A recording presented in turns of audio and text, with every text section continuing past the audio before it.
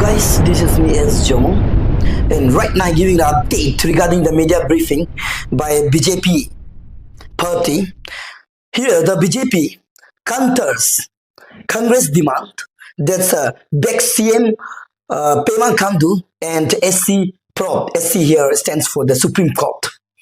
So the BJP, that's Bharatiya Janata Party, Arunachal Pradesh, on Tuesday pushed back against the Congress party's demand for the resignation of Chief Minister Pema Khandu, following the Honorable Supreme Court's direction for a preliminary inquiry into alleged fund allocation issues. Addressing a press briefing, BJP leaders maintained a firm stance in support of the Chief Minister, asserting their respect for the judicial process and confidence in the outcome of the inquiry. The briefing was attended by MLA and Chief Spokesperson, that's Muchumiti, along with party spokesperson Topin Ete and Thobum Dai. Speaking to the media, Mr. Miti said the party stands firmly with Chief Minister Pema Khandu and highlighted that the BJP holds the highest regard for the Supreme Court. He noted that the Chief Minister has already welcomed the court's directive and assured full cooperation with the investigation. Meanwhile, Topin Ete underlined that the court has only ordered a preliminary inquiry, describing it as a routine legal procedure that should not be misconstrued as proof of wrongdoing. He added that similar directions have been issued in numerous cases involving public figures. So guys, regarding this, let me show you the glimpse of the media briefing about that.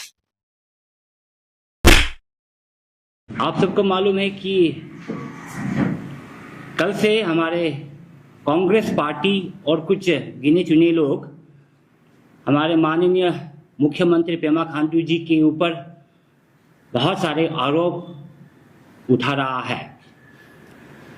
यहाँ Bharatiya Janata party मुंह तोड़ जवाब देने के लिए हम लोग यहाँ आए हुए हैं।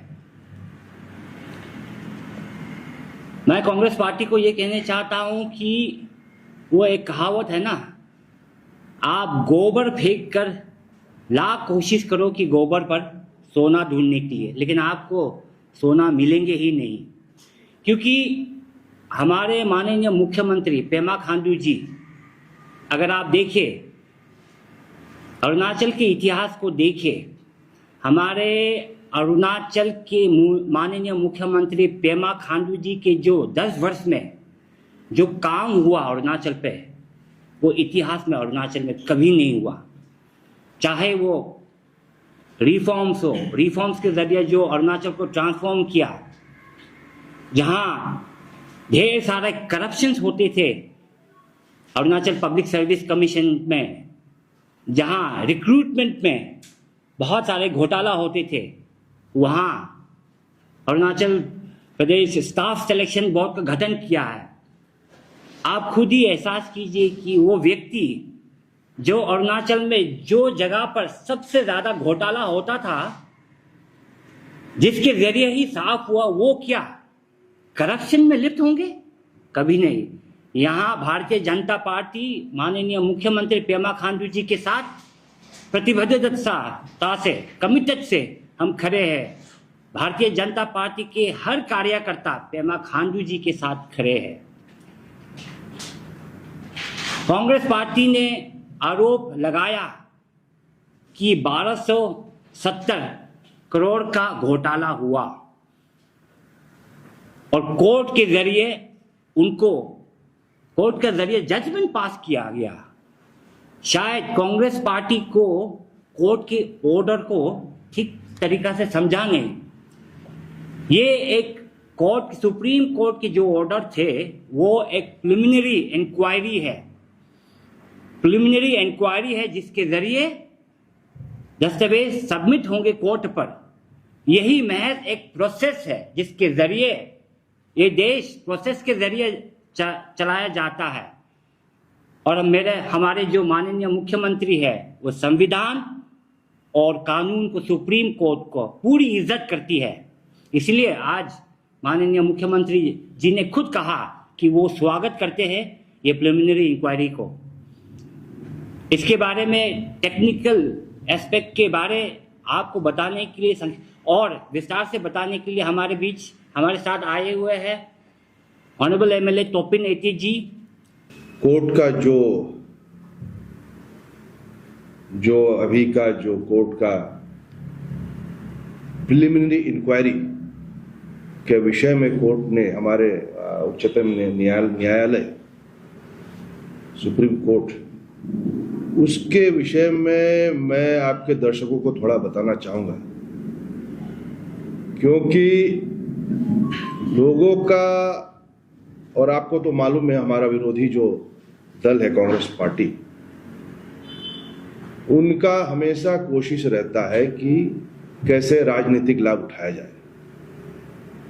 जैसे कि मेरे मित्र सुमिति जी ने बताया, पेमा खांडू जी के आने के बाद, सरकार में आने के बाद जिस रफ्तार से राज्य ने प्रगति देखा है, दैट इज अनपैरेलल्ड। और मुझे लगता है कि कांग्रेसियों को यही बात हजम नहीं होता है कि किस तरह से उनके समय में, उनके कार्यकाल में जो प्रगति का रफ्तार जो था वो इतना धीमा था, कछुआ का चाल में चल रहा था। आज जब बुलेट ट्रेन की रफ्तार से प्रगति पेमा खांडू जी के समय चल रहा है, तो शायद इसको हजम नहीं कर पा रहे हैं। इसलिए किसी ना किसी तरह आपका पब्लिक को गुमराह करने का भरपूर कोशिश करते हैं। तो जहां तक मेरा लिमिटेड कानूनी नॉलेज है, कानूनी जानकारी है, मैं आप लोगों को बताना चाहूंगा कि इस ऑर्डर में जो रिलेवेंट पोर्शन है, कांग्रेस ने जो आरोप लगाया और उनके और भी कुछ गिने चुने लोग हैं जो आरोप लगाया है, मैं उनको सबसे पहले तो मैं रिक्वेस्ट करना चाहूंगा कि जजमेंट का जो सीरियल नंबर 45 जो पैराग्राफ है उसमें जाए। मैं आप लोगों को उसको पढ़ के सुनाना चाहूंगा। इसमें लिखा है, that is the operative portion.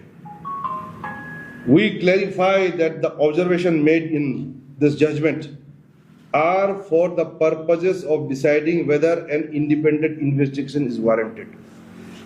यानी कि इन्वेस्टिगेशन जरूरी है ना नहीं है, ये उसके लिए है।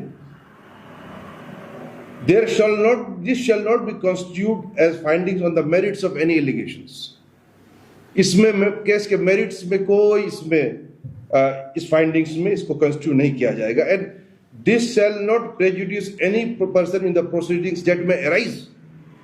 क्लियर कट लिखा हुआ है कि ये this is for purpose of, इसमें इन्वेस्टिगेशन दरकार है या नहीं, वेदर इट इज रिक्वायर्ड और नॉट, और ये किसी के प्रेजुडिस में नहीं होगा। ये क्लियरली यहां में लिखा है। तो मैं आप लोगों को जस्ट बताना चाहूंगा, इसका मतलब यह है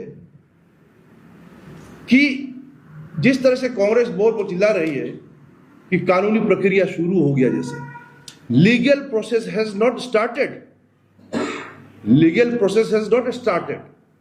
जब कोई भी प्रिलिमिनरी इंक्वायरी होता है, यह फैक्ट फाइंडिंग होता है, यहां से कोई भी कानूनी कार्रवाई शुरू नहीं होता है। That is the process. और जब आप इंक्वायरी में, आपको जब कुछ इंक्वायरी में कुछ मिलता है, उसके बाद एफआईआर लॉन्च होता है। ठीक है, कानूनी प्रक्रिया ऐसा है कि पहले प्रिलिमिनरी इंक्वायरी, फिर एफआईआर लॉन्च, फिर जो इन्वेस्टिगेशन का बात इसने कही है, फिर इन्वेस्टिगेशन होती है, फिर इन्वेस्टिगेशन होने के बाद चार्जशीट दर्ज किया जाता है कोर्ट के सामने, फिर कोर्ट जो है कंसिडरेशन ऑफ चार्जशीट होता है, फिर उस चार्जशीट के ऊपर एक्यूज फिर रिप्लाई देता है, फिर रिप्लाई देने के बाद कोर्ट ये देखता है कि वेदर दिस कॉन्स्टिट्यूटेड ऑफेंस और नॉट। उसके बाद अगर ऑफेंस होता तो ट्रायल में भेजता है, ऑफेंस नहीं होता तो डिस्चार्ज कर देता है।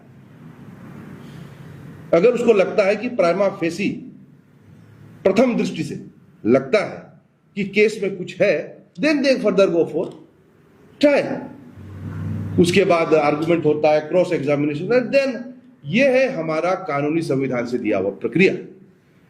और अभी जो फैक्ट फाइंडिंग, जो प्रिलिमिनरी जो इंक्वायरी है, ये कानूनी प्रक्रिया अभी शुरू हुआ ही नहीं है। और जिस प्रकार से कांग्रेस पार्टी चिल्ला चिल्ला के रूफ टॉप से बोल रही है कि कानूनी प्रक्रिया स्टार्ट हो गई, ये पब्लिक को गुमराह कर रही है, ये पहले मैं बताना चाहूंगा।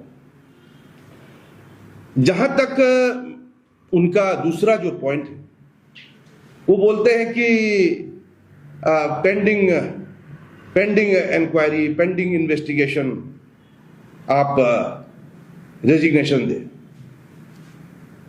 एक बीमारी है, एक मेडिकल चिकित्सा में एक बीमारी है, मेरे ख्याल से कांग्रेस वालों को बीमारी हो गया।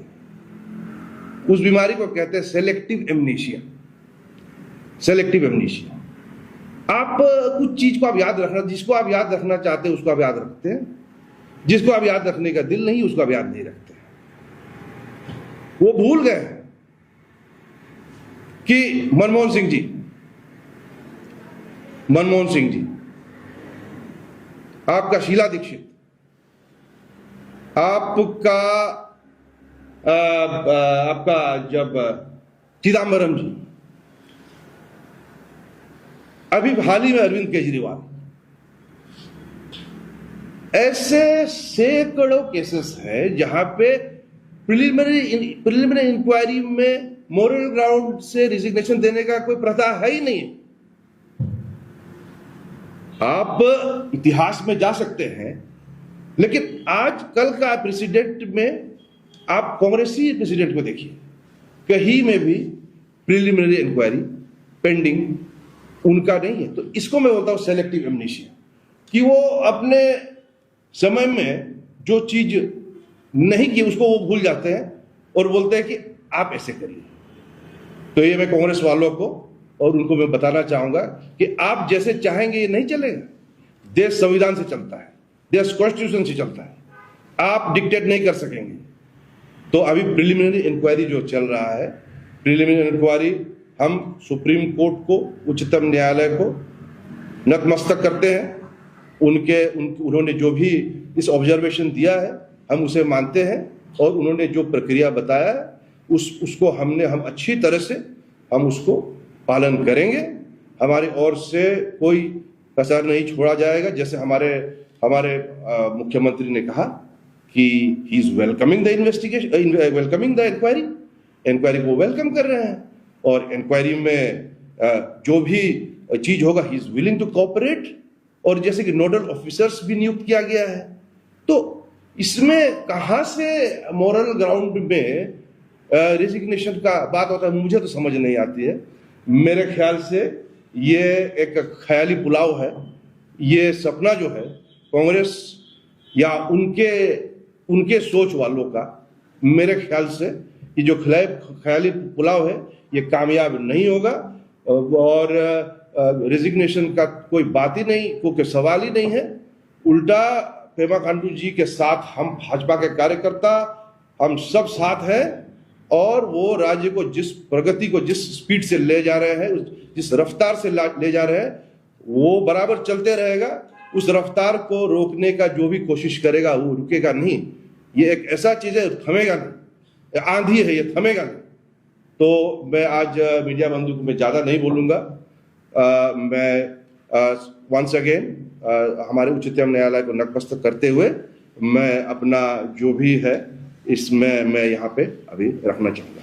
मैं आप सबको ये भी कह दूं कि जो कांग्रेस पार्टी ने जो चिल्ला चिल्ला के कह रहा है कि पद से इस्तीफा करना है माननीय मुख्यमंत्री को, देखिए मैं अरुणाचल की जनता को ये कहना चाहता हूँ कि माननीय मुख्यमंत्री पेमा खांडू जी मुख्यमंत्री पद संभालने से पहले पेशा से वो बिजनेसमैन था, वो बिजनेस करता था, और ये जो आरोप लगाया है कांग्रेस पार्टी ने 1200 करोड़ का जो करप्शन हुआ, 10 वर्ष में 1200 करोड़ का जो करप्शन हुआ, जहां 10 वर्ष में वर्क लगभग 45,000 करोड़ का वर्क अलॉट हुआ गया है, और वहां पे कांग्रेस की आरोप है कि 1200 करोड़ का करप्शन किया गया है उनका कित और किन के जरिए।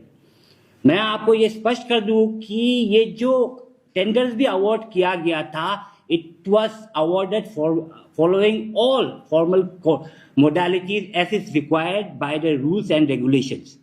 तो क्या किसी का किट और किन क्या काम करने के लिए क्या उनका गुनाह होता है क्या? काम नहीं करना चाहिए क्या? घर पे पड़ा होना चाहिए क्या? क्या मेरा बेटी, मैं एमएलए हूं, क्या मेरा बेटी क्या सरकारी नौकरी करने चाहने से वो क्या सरकारी नौकरी नहीं कर सकता है क्या? मुझे क्या एमएलए से पद से इस्तीफा देना पड़ेगा क्या? क्या हमारे राहुल गांधी के ऊपर नेशनल हेराल्ड केस के ऊपर केस चल रहा है, वो बेल पर बाहर निकला हुआ है, क्या मांग हमें करना है कि वो एमपी से इस्तीफा दे? ये थोड़ी होता है।